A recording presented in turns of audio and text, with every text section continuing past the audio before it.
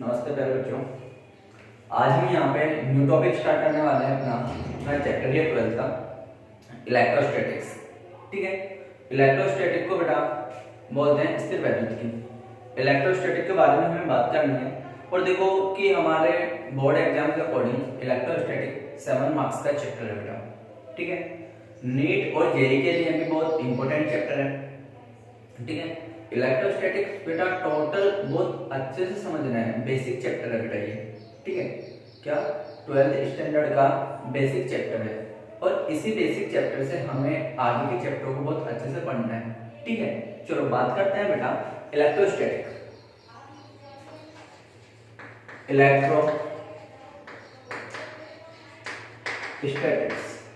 ठीक है बेटा, इलेक्ट्रोस्टैटिक को बेटा कहा जाता है स्थिर वैद्युत की। क्या कहते हैं बेटा? स्थिर वैद्युत की। ठीक है, अब देखो जो इलेक्ट्रोस्टैटिक है ना उसका मेन क्या है?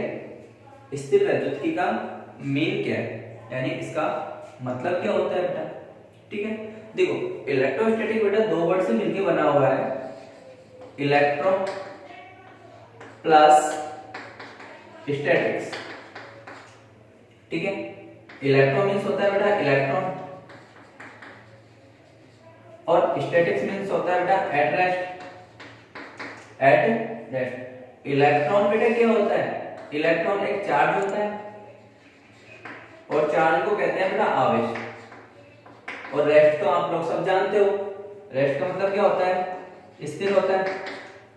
ठीक है, तो अगर कोई चार्ज रेस्ट कंडीशन में है तो उससे रिलेटेड जो भी फैक्ट्स होंगे वो सब इलेक्ट्रोस्टैटिक्स में आते हैं।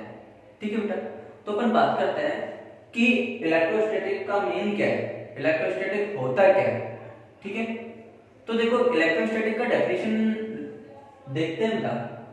ये क्या है कि यदि कोई चार्ज विरामावस्था में है तब उस चार्ज पर होने वाली अन्योन्य क्रियाओं का अध्ययन स्थिर वैद्युत की होता है। ठीक है, तो बेटा साथ में कॉपी पेन लेके बैठिए और लेक्चर को नोट भी करते चलिए। ठीक है, देखो होता क्या है कि भौतिकी की वह शाखा, भौतिकी की वह शाखा जिसमें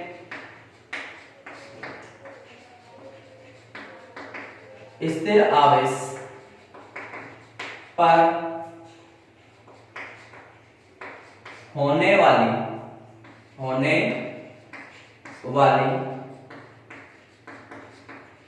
अन्योन्य क्रियाओं का अध्ययन किया जाता है।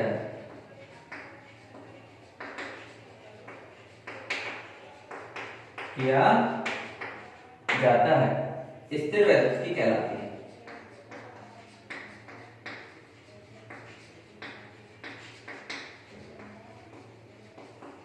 स्थिर वैद्युत की कहलाती है। आ रही है बेटा बात समझ में? क्या हुआ कि भौतिक विज्ञान की वह शाखा या भौतिकी की वह शाखा जिसमें स्थिर आवेश पर होने वाली अन्योन्य क्रियाओं का अध्ययन किया जाता है उसे स्थिर वैद्युत की कहते हैं। ठीक है बेटा, अब बेटा एक बच्चा ये पूछ रहा है कि सर अगर ये आवेश स्थिर अवस्था में नहीं होता तो क्या होता? अरे बेटा जब आवेश स्थिर अवस्था में नहीं होता तो आवेश गतिशील अवस्था में होता। पक्का? अगर आवेश गतिशील अवस्था में होता तो इसको क्या बोलते? गतिक वैद्युत की बोलते। गतिक वैद्युत की बोला जाता था। ठीक है, और गतिक वैद्युत को बोलते हैं बेटा इलेक्ट्रो डायनामिक। तो गतिक वैद्युत की में क्या होता कि भौतिक विज्ञान की वह शाखा जिसमें गतिशील आवेश पर होने वाली अन्योन्य क्रियाओं का अध्ययन किया जाता है, गतिक वैद्युत की कहलाती है। ठीक है, तो इसमें बेटा अभी कोई समस्या नहीं होनी चाहिए, वापस से सुन लीजिए। इलेक्ट्रोस्टैटिक को बोला जाता है बेटा स्थिर वैद्युत की। कैसे बना? इलेक्ट्रो प्लस स्टैटिक्स इलेक्ट्रो का मीन्स इलेक्ट्रॉन हुआ, इलेक्ट्रॉन एक बेटा चार्ज होता है, और स्टैटिक्स का मीन्स क्या हुआ बेटा, एट रेस्ट यानी स्थिर अवस्था। तो आप क्या बोलोगे कि यदि कोई चार्ज रेस्ट में है तो उसका लिंक किससे होगा बेटा, इलेक्ट्रोस्टैटिक्स से होगा। ठीक है, तो हम लोगों को यहाँ पे ये बोलना है बोर्ड के अकॉर्डिंगली बेटा हमारी ये लेक्चर है बिल्कुल। ठीक है, बोर्ड के अकॉर्डिंगली ये लेक्चर है। ठीक है, तो देखिए कि भौतिकी की वह शाखा जिसमें स्थिर आवेश पर होने वाली अन्योन क्रियाओं का अध्ययन किया जाता है स्थिर वैद्युतिकी कहलाती है। फिर बेटा बच्चे ने ये पूछा कि सर अगर यह आवेश स्थिर ना होके गतिशील होता तो क्या होता। ठीक है बेटा, तो देखो कि यदि कोई आवेश गतिशील अवस्था में है, यदि कोई आवेश गतिशील अवस्था में है और उस आवेश के कारण होने वाली अन्योन क्रियाओं का अध्ययन किया जाता है तो उसे गतिक वैद्युतिकी कहते हैं। ठीक है, तो बेटा लिखिए साथ में, पहले इसको इरेज कर देते हैं। ठीक है,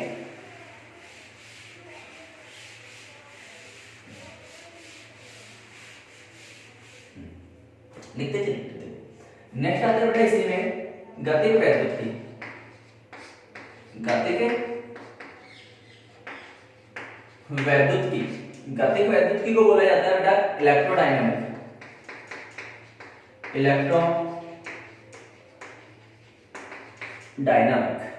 ठीक है बेटा, इसमें क्या होता है कि भौतिकी की वह शाखा, भौतिकी की वह शाखा जिसमें गतिशील आवेश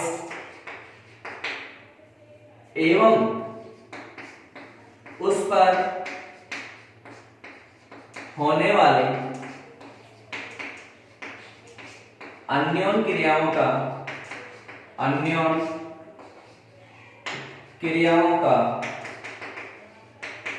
अध्ययन किया जाता है,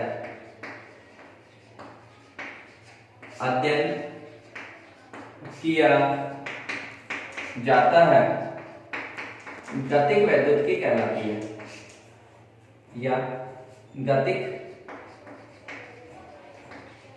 वैद्युतिकी कहलाती है। ठीक है बेटा, ये आपके पास में बेसिक दो डेफिनेशन होते हैं कि स्थिर वैद्युतिकी में क्या होगा और गतिक वैद्युतिकी में क्या होगा।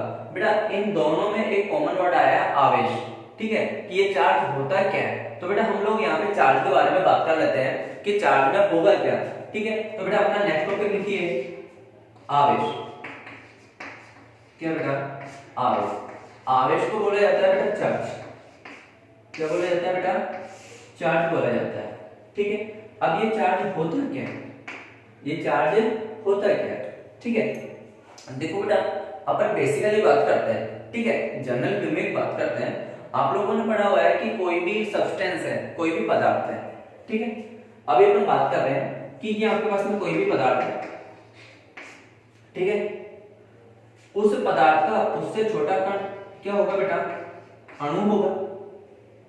अणु से छोटा क्या होगा बेटा, परमाणु होगा। और परमाणु के अंदर क्या होगा बेटा, परमाणु के अंदर प्रोटॉन होगा, न्यूट्रॉन होगा और इलेक्ट्रॉन होगा। ये क्या है बेटा, मूलभूत कण। क्या बेटा, मूलभूत कण। इनको कहा जाता है बेटा मूलभूत कण। यानी ये आपका सब्सटेंस हुआ। सब्सटेंस से क्या बनता है बेटा, यानी मॉलिक्यूल्स का भी और छोटा फॉर्म एटम। और एटम के अंदर क्या क्या होते हैं बेटा, प्रोटॉन होगा, न्यूट्रॉन होगा और इलेक्ट्रॉन होगा। ठीक है, ये तीनों होते हैं बेटा फंडामेंटल चार्ज। क्या होते हैं बेटा, फंडामेंटल चार्ज। ठीक है, यानी मूलभूत आवेश। अब बेटा बात की जाती है कि ये चार्ज एक्चुअली में है क्या, चार्ज कैसे बनता है, चार्ज का डेफिनेशन क्या है, चार्ज का डेफिनेशन क्या है। ठीक है, तो देखिए बेटा इसके लिए अपन बात करते हैं, यहां तक आपको कोई भी समस्या नहीं होनी चाहिए, नोट कीजिए बेटा साथ के साथ में, ठीक है।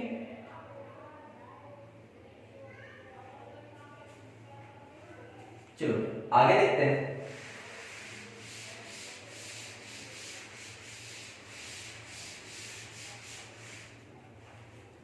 अब बेटा यहां पे बात की जाती है कि आवेश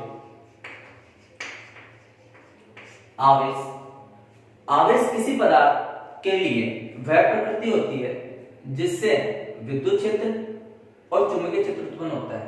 या तो विद्युत क्षेत्र उत्पन्न होगा या फिर चुंबकीय क्षेत्र उत्पन्न होगा या फिर दोनों ही उत्पन्न होंगे, ठीक है। तो देखिए बेटा आवेश किसी पदार्थ की वह प्रकृति है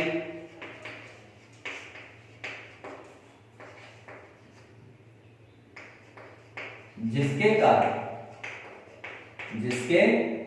कारण विद्युत क्षेत्र व चुंबकीय क्षेत्र उत्पन्न होते हैं।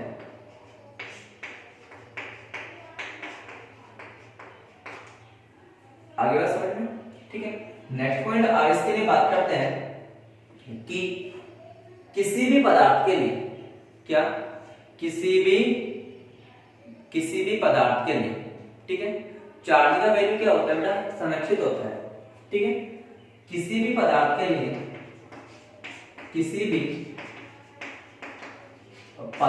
लिए आवेश सदैव संरक्षित होता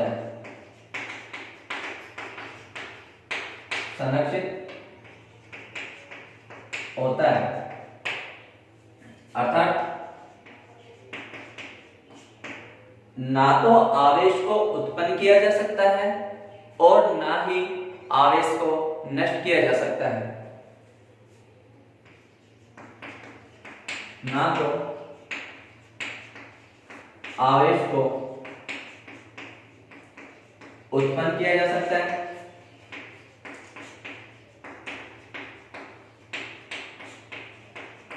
और ना ही नष्ट किया जा सकता है।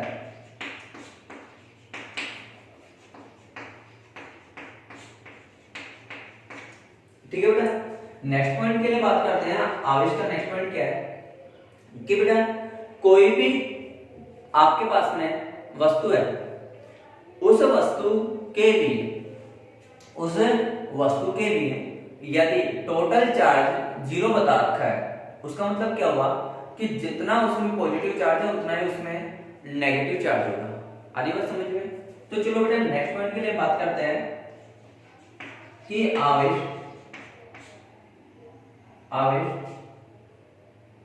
सदैव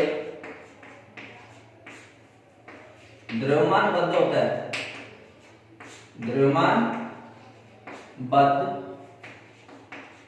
होता है, ठीक है। देखो बेटा आपके पास में कोई भी चार्ज हो तो उसके अंदर क्या होगा बेटा, द्रव्यमान होगा। क्या द्रव्यमान होगा, यह बात क्या है मतलब कंपलसरी है, ठीक है। देखो कैसे, कोई भी हो बेटा, क्या कि आवेश सदैव द्रव्यमानबद्ध होता है, यानी जहां आवेश होगा वहां द्रव्यमान होना आवश्यक है, लेकिन जहां द्रव्यमान हो वहां आवेश हो यह आवश्यक नहीं है। देखो बेटा कैसे, अगर अपन इलेक्ट्रॉन के लिए बात करते हैं, क्या बेटा इलेक्ट्रॉन के लिए बात करते हैं, इलेक्ट्रॉन के लिए जो आवेश है ना वो होता है -1.6 × 10⁻⁻19 कूलम, ठीक है। और जो इसका द्रव्यमान है, वो द्रव्यमान कितना होता है बेटा 9.1 × 10⁻31 kg, ठीक है।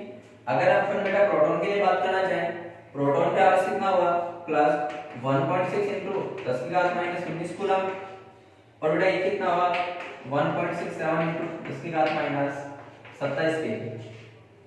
अगर बेटा न्यूट्रॉन के लिए बात कर रहे हो, किसके लिए बात कर रहे हो बेटा, न्यूट्रॉन के लिए बात कर रहे हो आप लोग कि न्यूट्रॉन के केस में क्या होगा। देखो न्यूट्रॉन वाले केस में देखो बेटा, न्यूट्रॉन के ऊपर कोई भी आवेश नहीं होता, लेकिन न्यूट्रॉन में क्या होता है बेटा, द्रव्यमान होता है कितना 1.67 गुना 10 की घात माइनस 27 केजी। अब बेटा ध्यान से सुनते चलना, मैंने आप लोगों को बात बताई कि आवेश सदैव द्रव्यमान बद्ध होगा, यानी जहां आवेश होगा वहां द्रव्यमान भी होगा, लेकिन जहां द्रव्यमान हो वहां आवश्यक नहीं है कि आवेश भी हो। आगे बात समझ में, ठीक है, नोट कीजिए बेटा एक एक पॉइंट को, ठीक है। मैं एक मिनट फटाफट से बता देता हूं कि आवेश किसी भी पदार्थ के लिए वेपर करती है, जिसके कारण विद्युत क्षेत्र व चुंबकीय क्षेत्र उत्पन्न होता है। नेक्स्ट पॉइंट के लिए बात करते हैं, किसी भी पदार्थ के लिए आवेश सदैव संरक्षित होता है, अर्थात ना तो आवेश को उत्पन्न किया जा सकता है और ना ही नष्ट किया जा सकता है। आवेश सदैव द्रव्यमान बद्ध होता है, आवेश सदैव द्रव्यमान बद्ध होता है मींस क्या होगा कि जहां आवेश होगा वहां द्रव्यमान भी होगा, लेकिन जहां द्रव्यमान हो वहां यह आवश्यक नहीं है कि आवेश भी हो।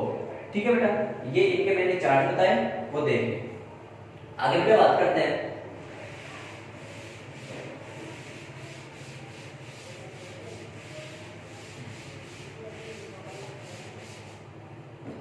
नेक्स्ट पॉइंट, आवेश के लिए बात कर रहे हैं कि आवेश का मान,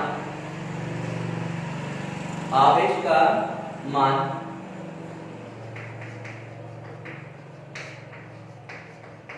वेग पर निर्भर नहीं होता है, नहीं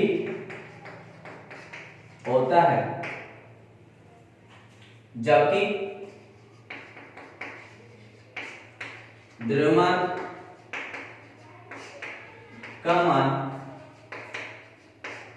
वेग पर निर्भर होता है, निर्भर होता है।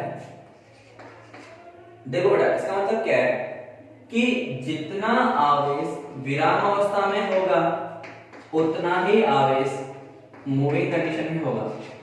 आगे बात समझ में, जैसे मैंने बोला कि किसी वस्तु का विराम अवस्था में द्रव्यमान, विराम अवस्था में द्रव्यमान सॉरी विराम अवस्था में आवेश 5 कूलम है, ठीक है। तो उसका जो गतिशील अवस्था में होगा ना, गतिशील अवस्था में जो आवेश होगा वो भी बेटा 5 कूलम ही होगा, यानी आवेश वेग पर डिपेंड नहीं होता, लेकिन द्रव्यमान का मान वेग पे डिपेंड होता है। देखो बेटा कैसे, सापेक्षता सिद्धांत के अनुसार द्रव्यमान वेग पर डिपेंड होता है, ठीक है। देखो बेटा किस प्रकार से डिपेंड होगा, सापेक्षता सिद्धांत से, सापेक्षता सिद्धांत से। बेटा ये सापेक्षता सिद्धांत क्या कहता है कि m equal to m naught root of 1 minus v square upon c square, ठीक है। ये सापेक्षता सूत्र होता है बेटा जिसके अकॉर्डिंग मास में चेंजेज होता है। यहाँ बेटा m नॉट क्या है, यहाँ m नॉट है विराम अवस्था में द्रव्यमान, विराम अवस्था में द्रव्यमान, ठीक है। v क्या है बेटा, वस्तु का वेग, यानी जिस वेग से वस्तु गतिशील है, ठीक है, वस्तु का वेग। c क्या है बेटा, यहाँ पे प्रकाश का वेग, प्रकाश का वेग, ठीक है। और ये क्या है बेटा, m है गतिक द्रव्यमान, गतिक द्रव्यमान यानी गतिशील अवस्था में द्रव्यमान कितना है।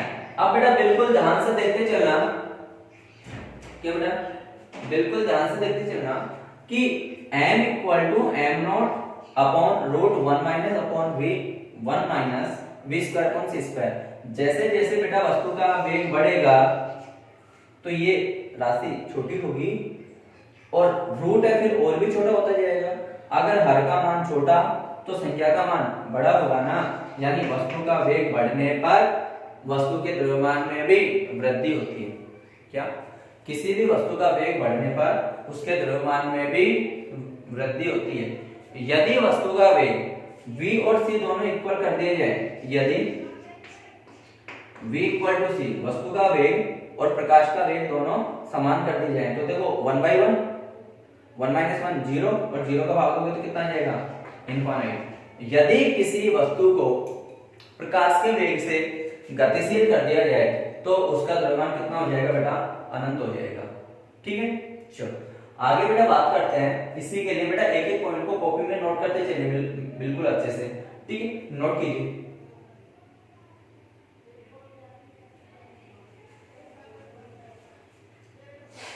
ठीक है, साथ ही साथ में देखते भाई नोट कर लीजिए। आगे बात कर रहे हैं,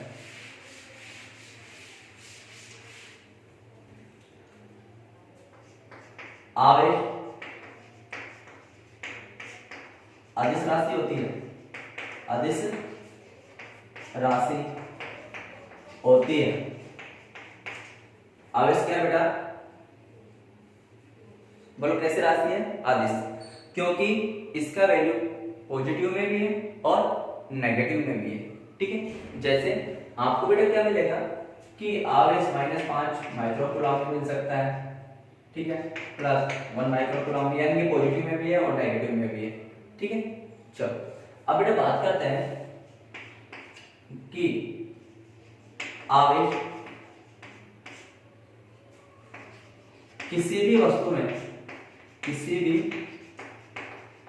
वस्तु में इलेक्ट्रॉन स्थानांतरण के कारण संभव होता है। इलेक्ट्रॉन स्थानांतरण के कारण संभव होता है, यानी बेटा किसी भी वस्तु पे जो आवेश बनता है ना, वो इलेक्ट्रॉन के स्थानांतरण की वजह से बनता है, यानी ट्रांसफर ऑफ इलेक्ट्रॉन, यानी एक्सचेंज होते हैं ना इलेक्ट्रॉन, तब जाके आवेश बनता है। अब जो ये बना ना आवेश, वो बेटा ना कितने प्रकार का होता है, आवेश मुख्यतः 2 प्रकार का होता है। ठीक है, आवेश के प्रकार, आवेश बेटा 2 प्रकार का होता है। पहला है बेटा धनावेश, जो धनात्मक आवेश, धनात्मक आवेश को बोला जाता है बेटा पॉजिटिव चार्ज, पॉजिटिव चार्ज। और दूसरा होता है बेटा ऋणावेश या ऋणात्मक आवेश। ऋणात्मक आवेश को बोला जाता है बेटा नेगेटिव चार्ज, नेगेटिव चार्ज। ठीक है, यानी ये आपके पास में 2 टाइप्स का होता है बेटा चार्ज। अब बेटा बात करते हैं कि पॉजिटिव चार्ज कब बनता है और नेगेटिव चार्ज कब बनता है। ठीक है, आपने मान लिया आपके पास में कोई भी वस्तु है, मेरे को ध्यान देते चलना, ये आपके पास में कोई भी वस्तु है। ठीक है, इस वस्तु में क्या है अभी बेटा, जितने प्रोटॉन है उतने ही इलेक्ट्रॉन है। अब ये क्या बेटा, उदासीन है, और इस वस्तु में से यदि मैंने इलेक्ट्रॉन क्या कर लिए, बाहर निकाल लिए। यदि किसी वस्तु में से इलेक्ट्रॉन का त्याग हो रहा है या कोई वस्तु से इलेक्ट्रॉन बाहर निकाले जा रहे हैं, तो उसमें क्या होगी बेटा, इलेक्ट्रॉन्स की कमी होगी। क्या होगी बेटा, इलेक्ट्रॉन्स की कमी होगी, और इलेक्ट्रॉन्स की कमी होगी तो उस कमी की वजह से उस वस्तु के ऊपर कैसा चार्ज क्रिएट हो जाएगा बेटा, पॉजिटिव चार्ज बन जाएगा। ये बेटा धनावेशित वस्तु, क्या बेटा, धनावेशित वस्तु। अब बेटा जो धनावेशित वस्तु है ना, वो कैसे बनी कि यदि कोई उदासीन वस्तु, यदि कोई उदासीन वस्तु इलेक्ट्रॉन का त्याग करती है तो धनावेश बनता है। क्या बोलोगे, यदि कोई वस्तु इलेक्ट्रॉन का त्याग करती है तो धनावेश बनता है। उसी प्रकार बेटा नेगेटिव चार्ज में क्या होगा, यदि कोई वस्तु इलेक्ट्रॉन को एक्सेप्ट करती है, इलेक्ट्रॉन को एक्सेप्ट करती है, देखो बेटा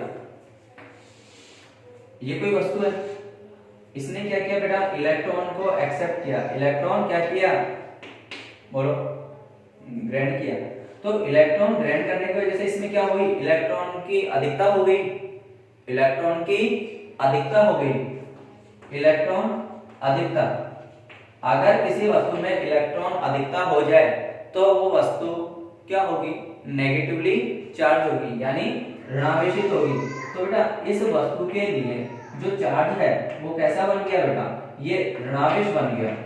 कैसा बन गया, ऋणावेश बन गया। तो आ रही है बेटा बात समझ में कि चार्ज ओनली ऑन दो टाइप्स का ही होता है, पॉजिटिव चार्ज और नेगेटिव चार्ज। अब ये मत बोलना कि सर चार्ज न्यूट्रल भी होता है, नहीं, कोई न्यूट्रल चार्ज नहीं होता। चार्ज के टाइप्स ओनली ऑन दो ही है, पॉजिटिव चार्ज और नेगेटिव चार्ज। पॉजिटिव चार्ज देखो बेटा ना कब बनता है, जब कोई वस्तु इलेक्ट्रॉन का त्याग करती है तो उस वस्तु पर पॉजिटिव चार्ज बन जाएगा, और यदि कोई वस्तु इलेक्ट्रॉन को एक्सेप्ट करती है तो उस पे नेगेटिव चार्ज बन जाएगा। अब बेटा देखो काम की बात यहाँ पे सुनना कि जब भी कोई वस्तु इलेक्ट्रॉन का त्याग करती है तो उसमें क्या होगी, इलेक्ट्रॉन की कमी होगी, इलेक्ट्रॉन की कमी होगी। और यदि कोई वस्तु इलेक्ट्रॉन को एक्सेप्ट करती है तो उसमें इलेक्ट्रॉन की अधिकता होगी। तो सिंपल सी भाषा में आप लोगों से मैं ये बोल सकता हूं कि धनावेशित वस्तु के पास इलेक्ट्रॉनों की कमी होती है, जबकि ऋणावेशित वस्तु के पास इलेक्ट्रॉनों की अधिकता होती है। बोला जा सकता है। तो देखिए बेटा,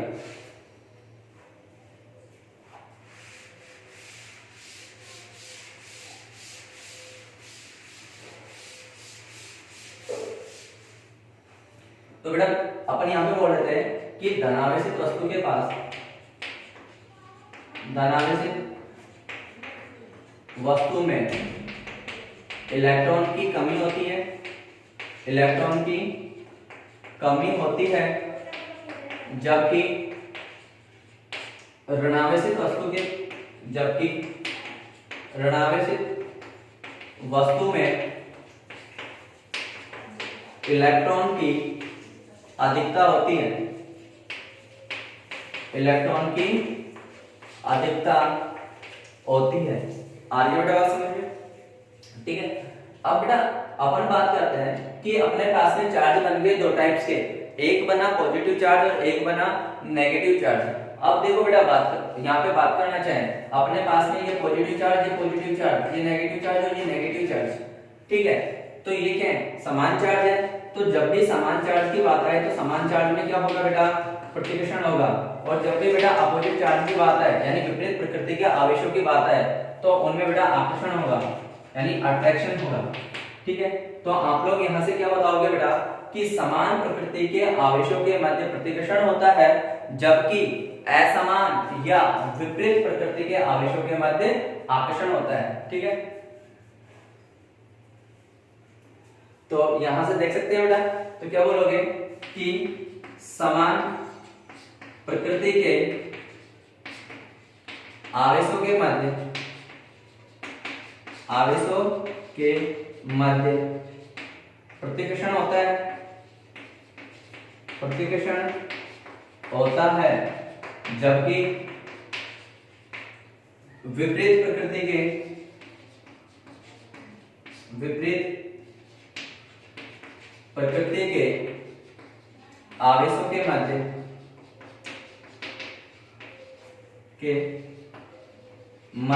आकर्षण होता है।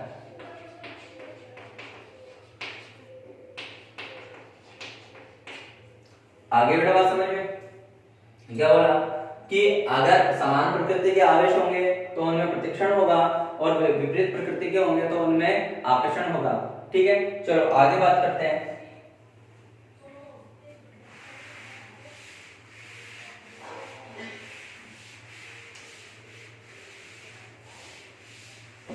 अभी बेटा अपन ने बात की कि सर आपने बताया कि चार्ज की वजह से एक वस्तु तो क्या हो गई थी बेटा, धनावेशित हो गई थी, और एक वस्तु क्या हो गई थी, नेगेटिवली चार्ज हो गई थी।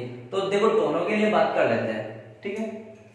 आपने क्या किया कि अपन धनावेशित वस्तु के संदर्भ में कुछ बातें कर रहे हैं, क्योंकि ये सारी चीजें अभी चार्ज में ही पढ़नी है, क्या चार्ज में पढ़ रहे हैं अभी, है ना। तो अपन बात कर रहे हैं कि ये कोई अपने पास में कोई धनावेशित वस्तु है, ये कोई वस्तु है। अब ये वस्तु कैसी है, उदासीन है, ये वस्तु उदासीन है। उदासीन होने का मतलब क्या हुआ बेटा, जितना इसमें पॉजिटिव चार्ज है उतना ही इसमें नेगेटिव चार्ज होगा, ठीक है। यहां से बेटा मैं बात कर रहा हूं कि जितना इसके पास में पॉजिटिव चार्ज है जितना इसके पास में पॉजिटिव चार्ज है उतना ही इसके पास में नेगेटिव चार्ज है, ऐसा माना जा सकता है। अब आपने क्या किया बेटा, इस उदासीन वस्तु में से इलेक्ट्रॉन का त्याग कर दिया, यानी इस उदासीन वस्तु में से इलेक्ट्रॉन क्या किए बेटा, बाहर निकाल दिए। तो अगर आपने इलेक्ट्रॉन बाहर निकाले तो इस वस्तु में क्या हो गई बेटा, इलेक्ट्रॉन की कमी हो गई ना। तो इलेक्ट्रॉन की कमी हो गई तो उस जगह का जो इलेक्ट्रॉन निकाला वहां पे तो बेटा क्या बच गया, पॉजिटिव चार्ज बच गया। इसलिए इस पे क्या उत्पन्न होता है बेटा, धनावेश उत्पन्न होता है, ठीक है। इसलिए यहाँ पे क्या बन जाएगा, इस ऑब्जेक्ट पे बेटा पॉजिटिव चार्ज क्रिएट हो जाएगा। आप जितने इलेक्ट्रॉन निकालोगे उतना पॉजिटिव चार्ज बन जाएगा, ठीक है। अगर एक इलेक्ट्रॉन निकाला तो एक इलेक्ट्रॉन के समान पॉजिटिव चार्ज बन जाएगा। दो इलेक्ट्रॉन निकालोगे तो दो इलेक्ट्रॉन के समान पॉजिटिव चार्ज बन जाएगा। अगर 5 इलेक्ट्रॉन निकालते हो तो 5 इलेक्ट्रॉन के समान पॉजिटिव चार्ज, और अगर n इलेक्ट्रॉन निकालते हो तो n इलेक्ट्रॉन के समान पॉजिटिव चार्ज बन जाएगा। अब देखो बेटा, अगर उदासीन वस्तु का द्रव्यमान है m, क्या यदि उदासीन वस्तु का द्रव्यमान मान लिया जाए m और ये धनावेशित वस्तु है, ये धनावेशित वस्तु है और धनावेशित वस्तु का द्रव्यमान मान लिया जाए m डैश, तो बेटा जब एक इलेक्ट्रॉन निकाला तो एक इलेक्ट्रॉन का द्रव्यमान कितना, अरे मास ऑफ इलेक्ट्रॉन कितना होता है, इलेक्ट्रॉन का द्रव्यमान होता है 9.1 गुना 10⁻31 केजी। तो बेटा एक इलेक्ट्रॉन बाहर निकालने से 9.1 गुना 10⁻31 केजी द्रव्यमान की क्या होगी, कमी होगी। तो पता नहीं अगर मैं पूरे सिस्टम में से कितने इलेक्ट्रॉन बाहर निकालूं तो भी क्या होगी, द्रव्यमान में कमी होगी ना, अरे पक्का। तो देखो कि बात क्या है, द्रव्यमान में कमी होगी तो m डैश का मान छोटा होगा, किससे, m से। तो यहाँ पे क्या बोलोगे आप लोग कि m dash is less than m, तो आप यहाँ पे क्या बोलोगे कि धनावेशित वस्तु का द्रव्यमान, धनावेशित वस्तु का द्रव्यमान उदासीन वस्तु के द्रव्यमान की तुलना में कम होता है, उदासीन वस्तु के द्रव्यमान की तुलना में कम होता है, ठीक है। आ रही बात समझ में।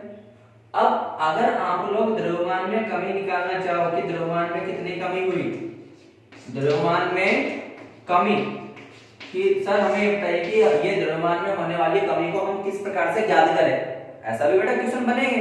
तो बेटा किस प्रकार से, अभी मैंने बोला कि अगर एक इलेक्ट्रॉन निकालोगे तो एक इलेक्ट्रॉन के द्रव्यमान की कमी होगी, दो इलेक्ट्रॉन निकालोगे तो दो इलेक्ट्रॉन के द्रव्यमान की कमी होगी, 5 इलेक्ट्रॉन निकालोगे तो 5 इलेक्ट्रॉन के द्रव्यमान की कमी होगी, और n इलेक्ट्रॉन निकालोगे तो n इलेक्ट्रॉन के समान द्रव्यमान में कमी आ जाएगी। तो ये द्रव्यमान में कमी होती है बेटा डेल्टा n, और ये कितनी होती है, जितने इलेक्ट्रॉन आपने बाहर निकाले उनकी संख्या इनटू एक इलेक्ट्रॉन का द्रव्यमान।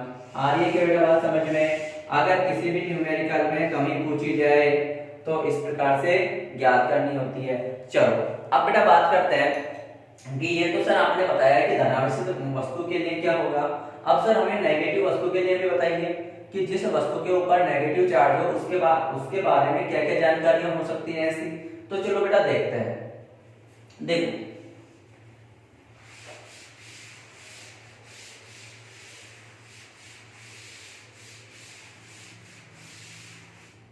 अब बेटा बात कर रहे हैं यहाँ पे कि आपके पास ये वस्तु है और ये वस्तु भी बेटा उदासीन है। कैसी है, उदासीन है। मानिए बिल्कुल कि ये वस्तु अभी उदासीन है, यानी जितना इसके ऊपर पॉजिटिव चार्ज है उतना इसके ऊपर नेगेटिव चार्ज है। अरे बेटा तभी तो उदासीन होगी, यानी जितना टोटल पॉजिटिव चार्ज उतना ही नेगेटिव चार्ज, तो वस्तु सदैव उदासीन। अब आपने क्या किया, इस वस्तु ने क्या किया, इलेक्ट्रॉन एक्सेप्ट कर लिए। अरे भाई इलेक्ट्रॉन एक्सेप्ट कर लिए तो देखो नेगेटिव चार्ज ज्यादा हो गया ना बजाय पॉजिटिव चार्ज की। तो अब क्या होना चाहिए कि उस वस्तु के ऊपर नेगेटिव चार्ज की अधिकता होगी। क्या होगी, अधिकता होगी। तो यहाँ पे इस वस्तु पे जो चार्ज बनेगा, इस वस्तु पे जो चार्ज बनेगा वो चार्ज कैसा हो जाएगा बेटा, इस वस्तु के ऊपर फैलने वाला चार्ज नेगेटिव हो जाएगा। ये वस्तु कैसी हो गई बेटा, ये वस्तु ऋणावेशित वस्तु हुई।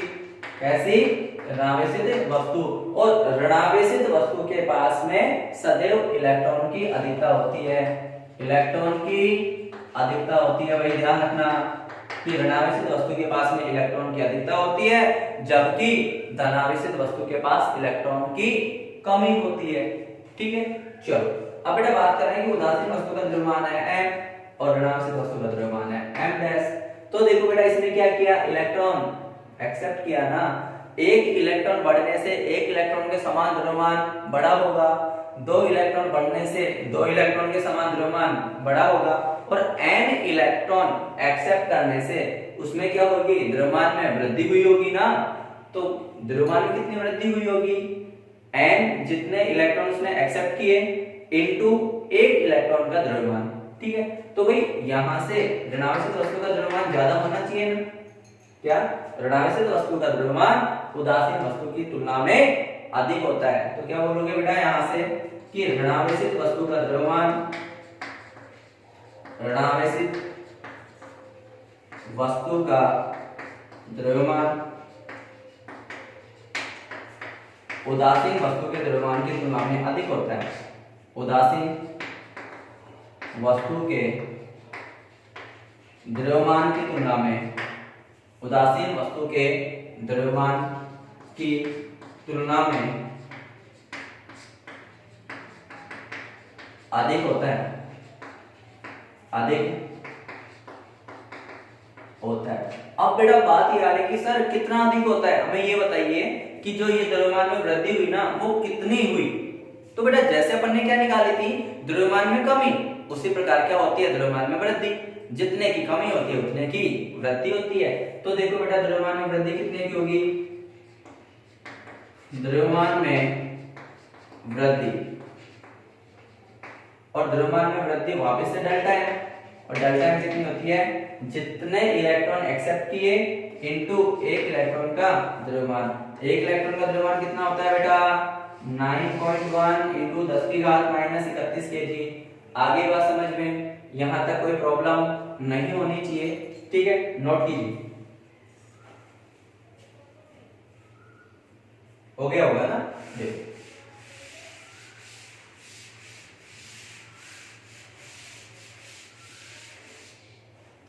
अब बेटा बात करते हैं कि आवेश पर वेग के कारण होने वाले प्रभाव। इसमें से बेटा एक क्वेश्चन पक्का पूछा जाता है बोर्ड एग्जाम में, ठीक है, और बिल्कुल अच्छे से देखना। आवेश पर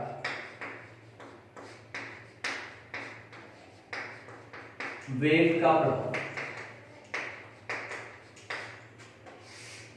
आवेश पर वेग का प्रभाव। देखो बेटा बात ये आती है कि कोई आवेश है वो या तो रुका हुआ होगा या गतिशील अवस्था में होगा।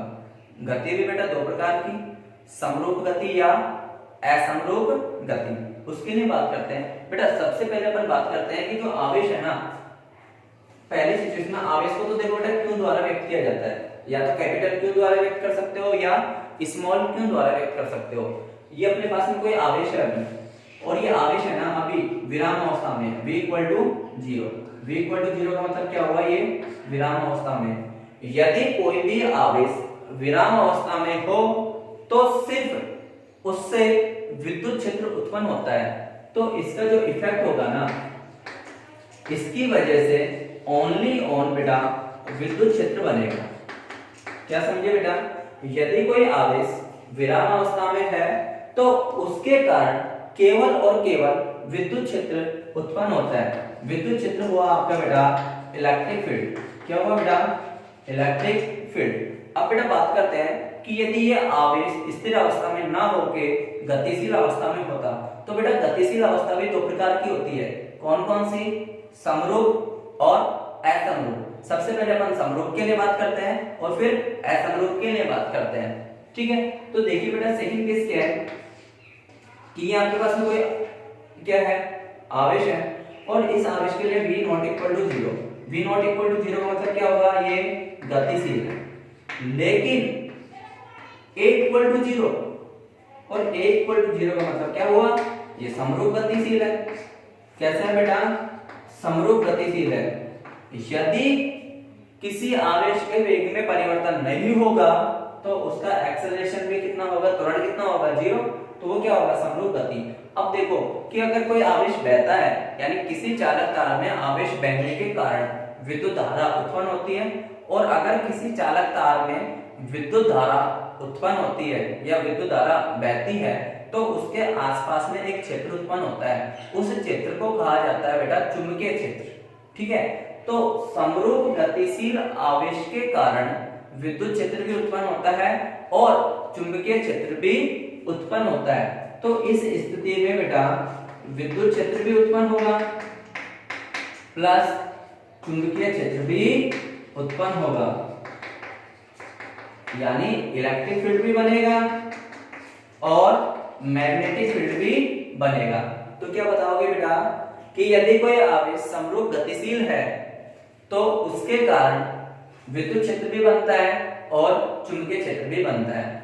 अब बेटा बात करते हैं थर्ड पॉइंट के लिए, यदि कोई आवेश असमरूप गतिशील होता, असमरूप गतिशील होता, यानी ये कोई आवेश है, इसके लिए v नॉट इक्वल टू 0 और a नॉट इक्वल टू 0, यानी असमरूप गति है, असमरूप गतिशील है, या इसको बोलो तो क्या बोल सकते हो, बोलो मतलब ना त्वरित आवेश भी बोल सकते हो। अगर कोई त्वरित आवेश है तो उस त्वरित आवेश के कारण विद्युत क्षेत्र भी बनता है, चुंबकीय क्षेत्र भी बनता है और साथ में विद्युत चुंबकीय तरंगों की भी उत्पत्ति होती है। तो इस सिचुएशन में विद्युत क्षेत्र बनेगा, चुंबकीय क्षेत्र बनेगा प्लस इसके साथ में विद्युत चुंबकीय तरंगों की उत्पत्ति होती है, विद्युत चुंबकीय तरंगों की उत्पत्ति होती है, यानी electromagnetic wave, EMW electromagnetic wave. तो बेटा प्रश्न ये पूछ लिया जाता है कि विद्युत चुंबकीय तरंगों की उत्पत्ति कब होती है, तो क्या बताओगे बेटा, विद्युत चुंबकीय तरंगों की उत्पत्ति कब होती है, जब चार्ज कैसा हो, असमरूप गतिशील हो, या कैसा हो, बोलो एक्सेलरेटेड चार्ज हो, यानी त्वरित आवेश के कारण, त्वरित आवेश के कारण विद्युत चुंबकीय तरंगों की उत्पत्ति होती है और साथ में इलेक्ट्रिक फील्ड भी होता है और मैग्नेटिक फील्ड भी होता है। नोट कीजिए बेटा।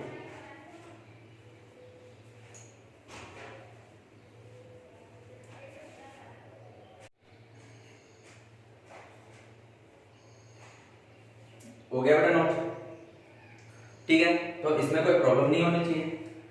आपके पास में इन सिचुएशंस में से एक न्यूमेरिकल मिल जाएगा, ठीक है, एक छोटा क्वेश्चन मिल जाएगा, क्या मिलेगा, मैक्सिमम इन दोनों में से मिल जाएगा। यदि चार्ज कैसा है, समरूप गतिशील है, तो क्या होता है बेटा, विद्युत क्षेत्र बनता है या फिर चुंबकीय क्षेत्र बनता है।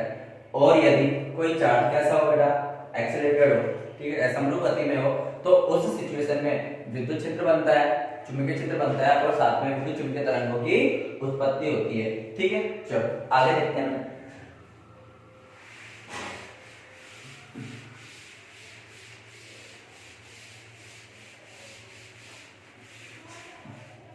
नेक्स्ट बेटा बात कर रहे हैं आवेश के लिए, ठीक है, नेक्स्ट आवेश के लिए बात कर रहे हैं, ठीक है। देखते हैं बेटा आवेश का मात्रक, आवेश का मात्रक। बेटा आवेश का जो एसआई मात्रक है ना,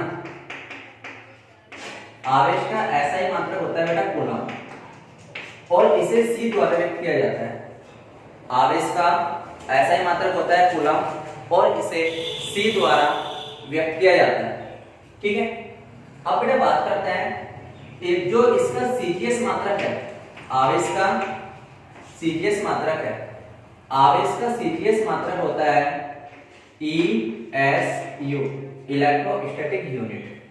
इसको बोला जाता है बेटा इलेक्ट्रोस्टैटिक यूनिट, ठीक है, यानी स्टेट कूलम।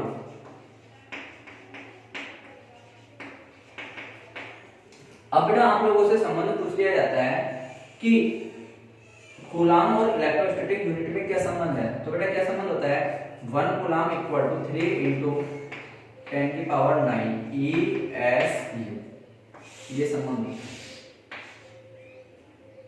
अब बेटा सीजीएस में एक तो यूनिट ये हो गया ये यूनिट काम में आता है विद्युत क्षेत्र में, लेकिन चुंबकीय क्षेत्र में भी होता है बेटा, ठीक है, वो होता है बेटा एब कूलम। क्या होता है बेटा? एब कूलम। और 1 कूलम इक्वल टू 1/10 एब कूलम। ये भी बेटा सीरियस मात्रक ही है, लेकिन ये मात्रक चुंबकीय क्षेत्र के लिए काम में लोगे और ये मात्रक किसके लिए काम में लोगे बेटा? विद्युत क्षेत्र के लिए काम में लोगे। अब बेटा बात ये आती है कि आवेश का सबसे बड़ा मात्रक क्या होता है और आवेश का सबसे छोटा मात्रक क्या होता है? आवेश का सबसे बड़ा मात्रक होता है बेटा क्या? फैराड। क्या होता है? आवेश का सबसे बड़ा मात्रक फैराड।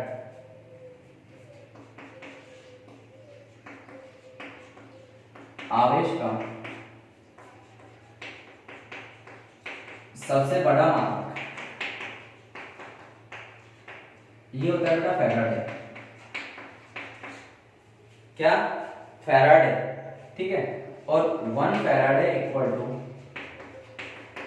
96,500 कूलम।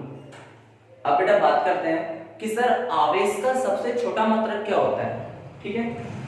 आवेश का सबसे छोटा मात्रक, जो बेटा आवेश का सबसे छोटा मात्रक है ना, वो होता है बेटा फ्रैंकलिन। क्या होता है? फ्रैंकलिन। ध्यान रखें, आवेश का सबसे छोटा मात्रक होता है बेटा फ्रैंकलिन, ठीक है। अब बेटा यहाँ पे बात करते हैं कि सर आपने ये इनके मात्रक बता दिए, ठीक है। बेसिकली हमें क्या करना होता है, एग्जाम से ये पूछने रहता है बेटा कि 1 कूलम इक्वल टू कितने ESU होते हैं, तो कितना होगा बेटा? 1 कूलम इक्वल टू 3 × 10⁹ ESU, ठीक है। नोट कीजिए, देखो बेटा आगे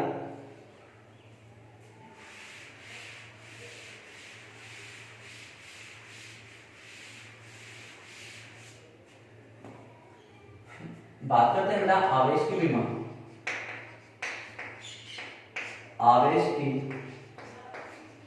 विमा, जो आवेश की विमा है ना, देखो आपको पता है कि I इक्वल टू Q/T होता है ना बेटा, यानी किसी चालक में आवेश प्रवाह की दर विद्युत धारा कहलाती है। तो बताओ Q इक्वल टू कितना होगा बेटा? Q equal to I × T। तो Q इक्वल टू देखो I एम्पियर में और T टाइम में, तो चार्ज का जो डायमेंशन है वो कितना हो गया बेटा? A × T हो गया। अब देखो बेटा बात करते हैं यहाँ पे कि इसके लिए और इम्पोर्टेंट फैक्ट क्या क्या है, ठीक है। तो देखो आवेश का क्वांटीकरण, आवेश क्वांटीकरण, आवेश क्वांटीकरण, ध्यान रखना बेटा। आवेश क्वांटीकरण का मतलब क्या है? कि आवेश क्वांटीकरण का मतलब देखो ध्यान से सुनो कि किसी भी वस्तु पर उपस्थित आवेश इलेक्ट्रॉन का पूर्ण गुणज होता है, ठीक है। तो क्या बोलोगे? किसी भी वस्तु पर उपस्थित आवेश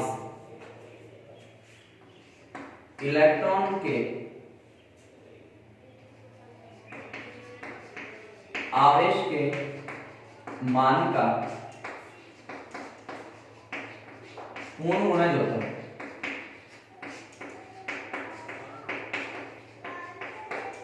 क्या बोल रहा है बेटा? कि किसी भी वस्तु पर उपस्थित आवेश इलेक्ट्रॉन के आवेश के मान का पूर्ण गुणज होता है।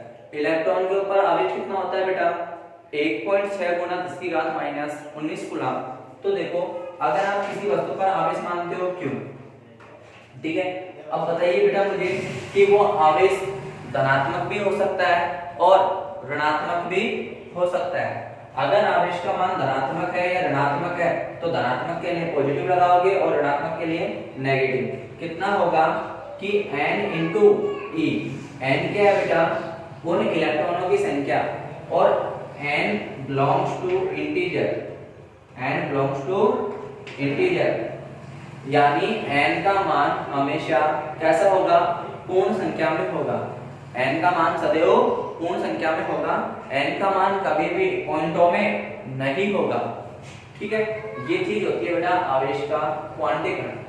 आ रही बात समझ में? तो देखो अब आवेश के क्वांटीकरण में बेटा मैं कुछ बातें बताता हूं कि आवेश का मान सतत नहीं होता है। किसी भी वस्तु के लिए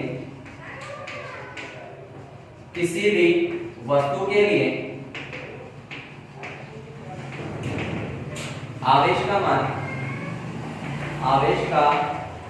मान सतत नहीं होता है,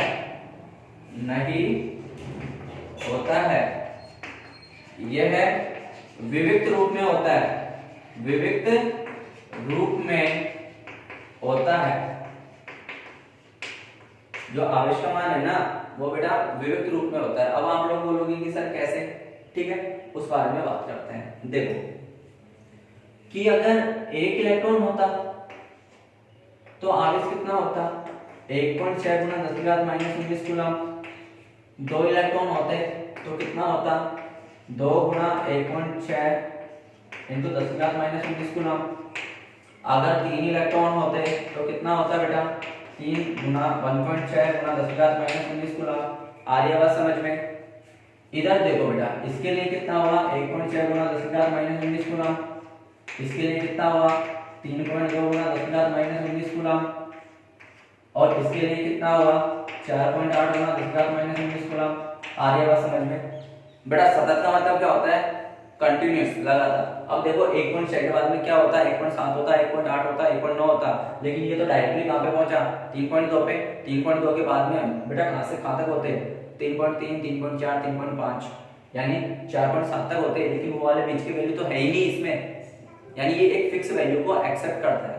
अगर कोई राशि किसी फिक्स वैल्यू को एक्सेप्ट करती है तो वो कैसा फंक्शन हो जाती है, डिस्क्रीट फंक्शन हो जाती है, यानी विविक्त फलन हो जाती है। इसीलिए आवेश का क्वांटीकरण एक अलग कैसा फलन है, विविक्त फलन है। ये कभी सतत फलन नहीं होता। ठीक है, आ रही बेटा बात समझ में? बिल्कुल। तो चलो देखते हैं बेटा आगे आवेशों के लिए बात की जाए तो ये आवेशों में होता है क्या बेटा, जो आवेश है ना वो योज्यता नियम का पालन करते हैं। किसका? योज्यता नियम, यानी समेशन प्रॉपर्टी का यूज करते हैं। ठीक है, देखो किस प्रकार से।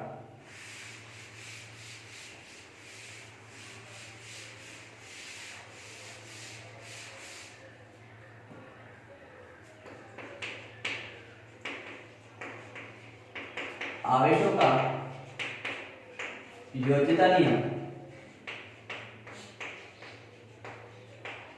योज्यता नियम क्या है यार? योज्यता नियम सिंपल सा है कि जितने भी चार्ज होंगे पॉजिटिव वाले नेगेटिव वाले सबको जोड़ दो, ये उसका योज्यता नियम होता है। ठीक है, जैसे अपन बात करते हैं अपने पास में कोई वस्तु है, इस वस्तु के पास में चार्ज है 5 माइक्रोकूलम, 3 माइक्रोकूलम, 2 माइक्रोकूलम।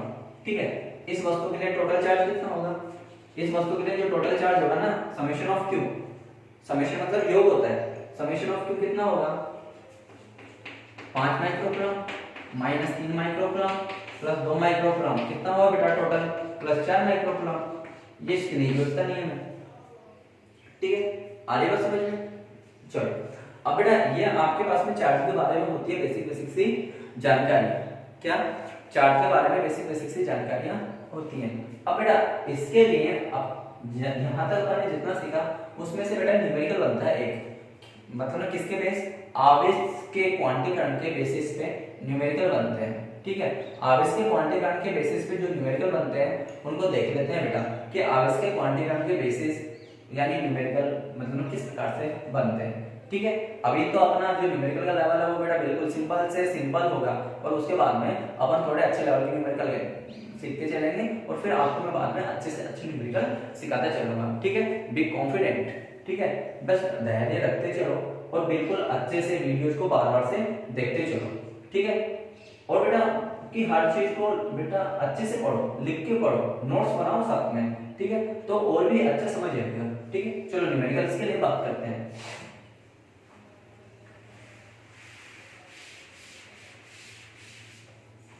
चलो बेटा अपन सबसे पहले फर्स्ट एग्जांपल सॉल्व करते हैं। ठीक है, बड़ा ही फेमस न्यूमेरिकल है, आप लोगों ने पहले भी सीखा हुआ होगा, ठीक है। एक कूलम इलेक्ट्रॉन में, एक कूलम चार्ज में, सॉरी, एक कूलम चार्ज में कितने इलेक्ट्रॉन होते हैं? एक कूलम आवेश में इलेक्ट्रॉन की संख्या होगी, इलेक्ट्रॉन की संख्या होगी। बेटा सबसे पहले बहुत सिंपल न्यूमेरिकल सॉल्व कर रहे हैं, सबसे सिंपल न्यूमेरिकल है, ठीक है। तो देखो आप लोगों को पता है कि Q equal to n e, आपको क्या फाइंड आउट करना है बेटा? Number of electron. तो Q अपॉन ई होगा क्या? तो देखो कितना बता रखा है, एक कूलम, इलेक्ट्रॉन का चार्ज कितना, 1.6 गुना 10 की घात माइनस 19, 10 की घात माइनस 19 ऊपर जाएगा तो बेटा पॉजिटिव का बनेगा। तो आप लोगों ने क्या लिखा इसको, 10 की घात 19 बटे 1.6। अब बेटा इसको सोल्व करोगे तो आप ऐसा लिख सकते हो क्या, 10 इंटू 10 की घात 18 बटे 1.6। बेटा यहाँ का पॉइंट हटाओगे तो कितना हो गया, 100 हो गया ना, 100 इंटू 10 की पावर 18 अपॉन 16, कितना हुआ, 16 96, बच गया कितना 4, 16 गुना 32, बच गया कितना 8, 80, 16 बचे 80, 10 की घात 18 इलेक्ट्रॉन। तो एक कूलम आवेश में कितने इलेक्ट्रॉन होते हैं बेटा? 6.25 गुना 10 की घात 18 इलेक्ट्रॉन होते हैं। बिल्कुल सिंपल था ना। और ये डाटा आपको याद भी रखना है कि एक कूलम आवेश में कितने इलेक्ट्रॉन होते हैं? एक कूलम आवेश में इलेक्ट्रॉन होते हैं 6.25 गुना 10 की घात 18 इलेक्ट्रॉन, ठीक है, नोट कीजिए। हो गया होगा बेटा नोट, फटाफट नोट कीजिए।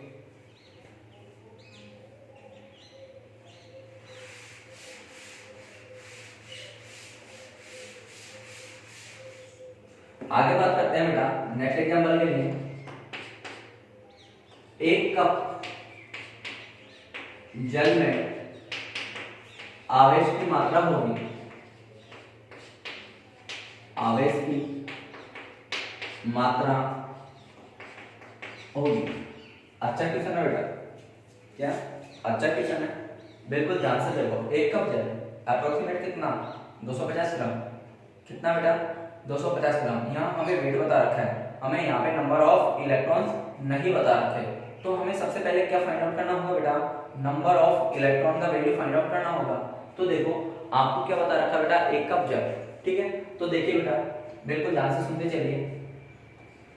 एक कप जल का द्रव्यमान, एक कप जल का द्रव्यमान, बेटा एक कप जल का द्रव्यमान कितना मान लिया आप लोगों ने, 250 ग्राम मान लिया। कितना मान लिया, 250 ग्राम। अब देखो बेटा आपको क्या निकालना है, नंबर ऑफ इलेक्ट्रॉन्स निकालना है, ठीक है। लेकिन आपको क्या बता रखा है, द्रव्यमान बता रखा है। तो क्या निकालोगे बेटा, नंबर ऑफ मोल्स निकालोगे, नंबर ऑफ मोल्स निकालोगे। तो देखो कि जल के लिए क्या होता है कि एक मोल का द्रव्यमान होता है 18 ग्राम। एक मोल जल का द्रव्यमान, जो एक मोल जल का द्रव्यमान होता है वो होता है बेटा 18 ग्राम, यानी 18 ग्राम में एक मोल, तो 250 ग्राम में कितने मोल होंगे? तो देखो 250 ग्राम जल में उपस्थित मोल कितने होंगे बेटा, 250 बटे 18, ठीक है। अब आप लोगों को पता है कि एक मोल में उपस्थित परमाणुओं की संख्या, उपस्थित परमाणुओं की संख्या, परमाणुओं की संख्या कि एक मोल में उपस्थित परमाणुओं की संख्या कितनी होती है बेटा, Na को कहा जाता है आवागाद्रो नंबर, ठीक है। और इसका मान होता है 6.023 गुणा 10 की घात 23, इतने परमाणु। तो बेटा इतने मोल में कितने होंगे, तब 250 ग्राम जल में उपस्थित परमाणु कितने होंगे बेटा, 250 बटे 18 गुणा 6.023 10 की घात 23, इतने परमाणु होंगे। लेकिन बेटा अब देखो बिल्कुल इंपॉर्टेंट चीज है, H2O का फॉर्मेशन होता है ना बेटा, कैसे होता है, 2H प्लस ऑक्सीजन, मतलब टोटल इलेक्ट्रॉन कितने हो गए 10, 8 ऑक्सीजन के पास में 2 भाई हाइड्रोजन के पास में एक इंटू दो, दो, दो प्लस 8, 10 इलेक्ट्रॉन, यानी एक परमाणु के पास में कितने इलेक्ट्रॉन है, 10 इलेक्ट्रॉन है। तो इतने परमाणुओं के पास में कितने इलेक्ट्रॉन होने चाहिए, तो देखो बेटा 250 ग्राम जल में उपस्थित इलेक्ट्रॉन कितने हो जाएंगे बेटा, 250/18 49.023 10⁻23 इंटू 10 इलेक्ट्रॉन, 10 इलेक्ट्रॉन हो गए। अब आपको क्या निकालना है, आवेश। तो आवेश का होता है यार बेटा Q equal to n e, तो एन का वैल्यू तो मिल गया ना, और ये तो जानते हो 1.6 × 10⁻19, तो सोल्व करोगे तो कितना आएगा, Q इक्वल टू 250/18 गुणा 6.023 10⁻23 इंटू 10 इंटू इलेक्ट्रॉन का आवेश कितना है बेटा 1.6 × 10⁻19। अब देखो बेटा इसको आप सिंपलीफाई कर लो, इसको सिंपलीफाई करोगे तो ये आएगा बेटा 13.38 गुणा 10⁻6 कूलम। ओके ठीक है, यानी जब भी आपको बेटा ऐसा कोई क्वेश्चन बता रखा हो जिसमें जल का क्या बता रखा हो, द्रव्यमान बता रखा हो, तो सबसे पहले क्या फाइंड आउट करना है, नंबर ऑफ मोल्स के बाद में उनके पार्टिकलों की संख्या, उसके बाद में टोटल नंबर ऑफ इलेक्ट्रॉन और फिर उसके बाद में चार्ज। इसी प्रकार से बेटा एक क्वेश्चन पूछा हुआ है, मतलब पीएमटी में ये क्वेश्चन पूछा हुआ है कि 100 ग्राम जल में आवेश की मात्रा ज्ञात कीजिए, या 100 ग्राम जल में आवेश की मात्रा होगी। ठीक है, तो चलो बेटा बात करते हैं नेक्स्ट न्यूमेरिकल के लिए। ठीक है भाई, इसके लिए ये सब कुछ डाटा वैसे के वैसे होगा, अभी आप लोग इसको नोट कीजिए, या आप लोगों को मैं देता हूँ सोल्व करने के लिए कि 100 ग्राम जल में आवेश की मात्रा ज्ञात कीजिए। ठीक है, आप लोगों को यदि मैं क्वेश्चन दूं कि 100 ग्राम जल में, नेक्स्ट क्वेश्चन है 100 ग्राम जल में आवेश की मात्रा होगी। ठीक है, आप लोगों को इसी मेथड से सोल्व करना है, पर इस मेथड से आप लोग सोल्व करोगे तो देखो ये कितना निकल के आएगा, ये आपका निकल के आएगा बेटा 5.33 गुणा 10⁻6 समथिंग इतना निकल के आएगा। ठीक है, सोल्व करके देखना बेटा और आपका आंसर इतना आ जाएगा। ठीक है, ये आपका बेटा चार्ज से संबंधित टॉपिक समाप्त होता है। ओके, नोट कर लेना और बेटा इसको वापस से अच्छे से देखना। ठीक है, अरे अभी मैं इसके बाद में बताता हूँ बेटा। ठीक है, तब तक के लिए इसको नोट कीजिए।